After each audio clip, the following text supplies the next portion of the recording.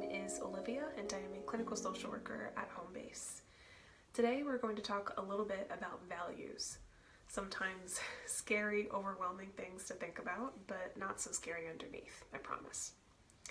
Values are especially important to talk about when we are feeling stuck or at a crossroads in life.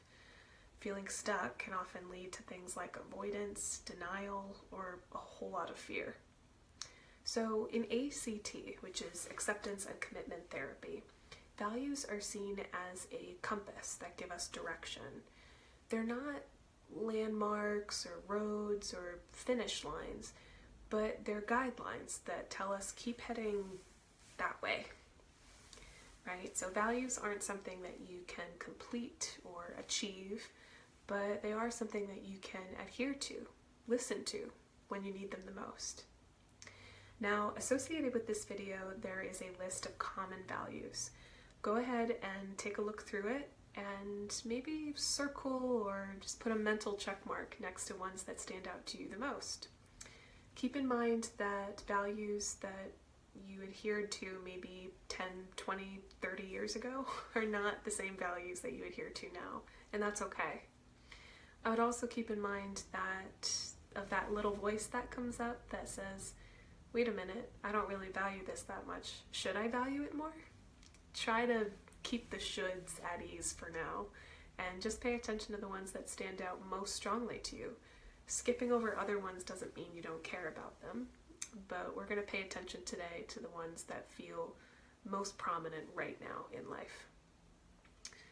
Now, after looking over all of those, what do you notice? Any similarities, themes, memories that come up, really intense emotions? Pay attention to all of it. It's all important. It's all valuable. Now, for an even bigger question, how might we start to incorporate some of these values that you've chosen into your daily life, into your relationships, into your work, into your wellness, your faith, right? Anything.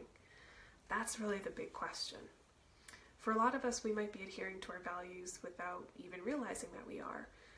And for others, we might not even know what our values are. So either way, it's important to pay attention to and name what they are for us so we can adhere to them better in the future. Lastly, I want to mention the fact that sometimes life changes. Sometimes life changes rapidly and things get more restricted. That doesn't mean the value has to change. It just means we have to adhere to it a little bit differently. So, for example, if you value family and connection and you used to adhere to that value by going and visiting your family once a week, that might not be something you can do anymore or right now. So instead, how can you adhere to that value? You can call them a little bit more often on the phone. You can do a video call. You could play a virtual game with them, right? Lots of other ideas. Again, that value doesn't have to change or go away. It's just the way we listen to it or adhere to it has some adjustments to make. So thank you. If you have any questions about any of the stuff that we talked about today, please don't hesitate to ask, and stay tuned for more content in the future. Thanks so much. Take care and have a good day.